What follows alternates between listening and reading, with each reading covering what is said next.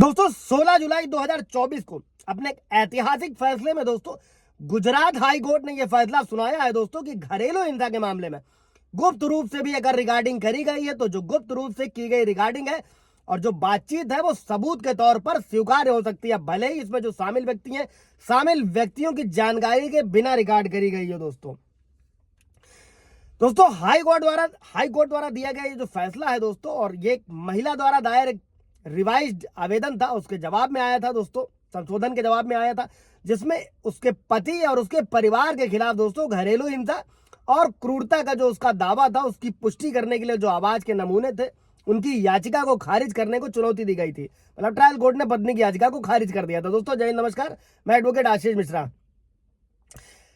Like कर दीजिएगा, share कर दीजिएगा, सब्सक्राइब कर दीजिएगा ताकि इन्फॉर्मेशन और लोगों को मिल सके। दोस्तों ये जजमेंट से आप अवगत हो सके किसी भी तरीके के मैट्रिमोनियल डिस्प्यूट में, घरेलू हिंसा विवाद में दोस्तों ये जजमेंट आपके काम आने वाला है। दोस्तों हाई कोर्ट का ये जो फैसला था पारिवारिक मामलों में ऐसे रिकॉर्डिंग की पुष्टि करता है दोस्तों, जिससे घरेलू हिंसा अधिनियम के तहत जो है इसको स्वीकार किया गया है, जो एविडेंस है इनका दायरा बढ़ जाता है दोस्तों। और याचिकाकर्ता जो कि एक पत्नी है और जिसने अपने पति और ससुराल वालों के साथ बातचीत को रिकॉर्ड किया था और तर्क दिया था कि जो ये रिकॉर्डिंग है वो घरेलू हिंसा अधिनियम के तहत क्रूरता के उसके दावों को जो है साबित करने के लिए महत्वपूर्ण है दोस्तों। और निचली अदालतों ने क्या किया, निचली अदालतों की आपत्तियों के बावजूद उसने इन रिकॉर्डिंग को साक्ष्य यानी कि एविडेंस के रूप में शामिल करने की मांग करी, और जिसका समर्थन भारतीय साक्ष्य अधिनियम की धारा 65 बी क्या है वो ब्रीफ कर दिया जाएगा। कोई सवाल जब होगा कमेंट में पूछ लीजिएगा। 65 बी के तहत एक प्रमाण पत्र द्वारा जारी किया गया दोस्तों। अभी निचली अदालतों ने क्या किया कि उन्होंने पहले जो है ट्रायल कोर्ट ने क्या किया कि पत्नी जो है याचिकाकर्ता की दलील को खारिज कर दिया और घरेलू हिंसा के मामलों में जो है इस तरीके के आवाज के नमूनों का जो परीक्षण है उसका अधिकृत करने वाला कोई स्पष्ट कानूनी प्रावधान नहीं है, और रिगार्डिंग जो है बिना सहमति के की गई थी। आप लोग भी बहुत सारे वीडियोस में सुनते रहते होंगे, और इस प्रकार की जो उनकी स्वीकार्यता है, एक्सेप्टेंस है, उस पर सवाल उठता है, जिसके कारण याचिकाकर्ता ने क्या किया, पत्नी ने हाई कोर्ट का दरवाजा खटखटाया। दोस्तों किसी भी ऐसे मामले में आपको इस जजमेंट को कैसे इस्तेमाल करना है वो देखिएगा। आप लोगों ने भी अच्छे से सुना होगा, देखा होगा कि कॉल रिकॉर्डिंग अपराध है, बहुत सारे लोग वीडियो भी बना रहे हैं, बहुत सारे लोग रील भी बना रहे हैं दोस्तों। बशर्ते कि होता क्या है, ये एक अलग मैटर है कि जब आप कौन सी बातचीत को रिकॉर्ड कर रहे हो, कौन सी बात को रिकॉर्ड नहीं कर रहे हो, आप पर कोई हमला कर रहा है, कोई गाली गलौज कर रहा है, आपके खिलाफ कुछ इलीगल एक्टिविटीज कर रहा है, तो वो सब कुछ रिकॉर्ड किया जा सकता है। फिलहाल वो एक अलग मुद्दा है, वो एक अलग वीडियो में समझेंगे, उससे रिलेटेड कोई सवाल जवाब होगा तो कमेंट में पूछिए, क्लियर किया जाएगा। इसके अलावा आप अपॉइंटमेंट लेकर भी बात कर सकते हैं दोस्तों।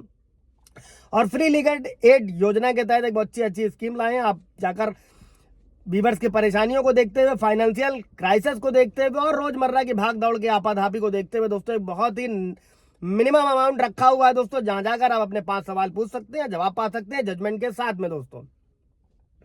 बात करने के लिए अपॉइंटमेंट लेना होगा, उसकी फीस अलग है दोस्तों, बशर्ते कि ये आपके काम आने वाला है। मैसेज कीजिएगा, आपको जवाब मिल जाएगा। अभी बढ़ते हैं कि कोर्ट ने क्या निर्णय दिया दोस्तों गुजरात हाई कोर्ट ने इस बात पर जोर दिया कि टेप रिकॉर्ड की जो बातचीत है वो स्वीकार्य है अगर वो मुद्दे के मामलों के लिए रिलेवेंट है दोस्तों। और कोर्ट ने श्री राम रेड्डी बनाम वी गिरी एक मुकदमा था दोस्तों, और यूसुफ अली इस्माइल नागरी बनाम महाराष्ट्र राज्य, ये 1967 का मुकदमा था।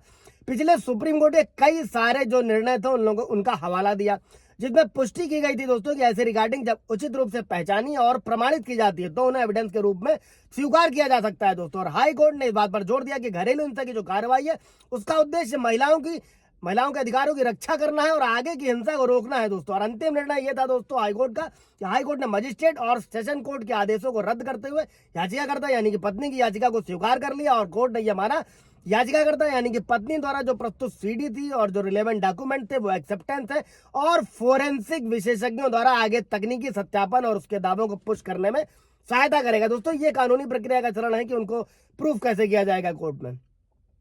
आपका भी कोई ऐसा मुकदमा है, मैट्रिमोनियल डिस्प्यूट है, इस जजमेंट के साथ में आप भी रिकॉर्ड कर सकते हैं। आप फेसबुक से लेकर चैट से लेकर सारे डॉक्यूमेंट्स को अपने जो है उसको कोर्ट में लगा सकते हैं दोस्तों। अगर पत्नी अडल्ट्री में रह रही है, किसी और के साथ रह रही है, धमकी दे रही है, मारपीट कर रही है, कुछ भी एनीथिंग एल्स, कोई सवाल जब होगा कमेंट में पूछेगा दोस्तों। Thank you.